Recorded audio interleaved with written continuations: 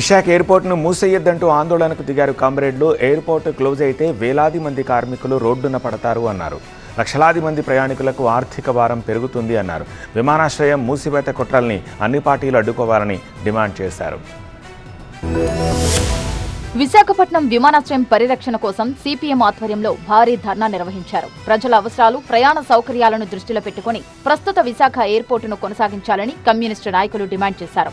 భోగాపురం అంతర్జాతీయ విమానాశ్రయం అందుబాటులోకి వస్తున్నప్పటికీ విశాఖ పరిధిలోని ఈ ఎయిర్పోర్టును మూసివేయొద్దన్నారు. ఆంధ్రప్రదేశ్కు ఆర్థిక రాజధానిగా, పారిశ్రామిక హబ్గా ఎదుగుతున్న విశాఖపట్నంలో విమానాశ్రయాన్ని మూసివేయాలనుకోవడం సరికాదన్నారు సిపిఎం నేతలు. ఈ విమానాశ్రయాన్ని డొమెస్టిక్ ఎయిర్పోర్టుగా కొనసాగించాలని డిమాండ్ చేశారు. విశాఖపట్నంలో ఉన్న ఎయిర్పోర్ట్ తీసేసి మీరు అభివృద్ధి చేస్తారా, డెవలప్ చేస్తారా? ఎవరు నమ్ముతాడండి? సంవత్సరానికి 11,000 కోట్ల రూపాయలు ఆదాయం వచ్చేటువంటి కేకే లైన్ ఒడిశా తరలించిపోతే విశాఖపట్నం దూరం జరిగితే నోరెప్పలేదు. మీరు ఇప్పుడు విశాఖపట్నం ఎయిర్పోర్ట్ తరలిస్తున్న నోరెప్పకపోతే మీరు ఎమ్మెల్యేలుగా ఎంపీలు కూడా దేనికోసం, ఎవరి కోసం ప్రశ్నిస్తున్నాం.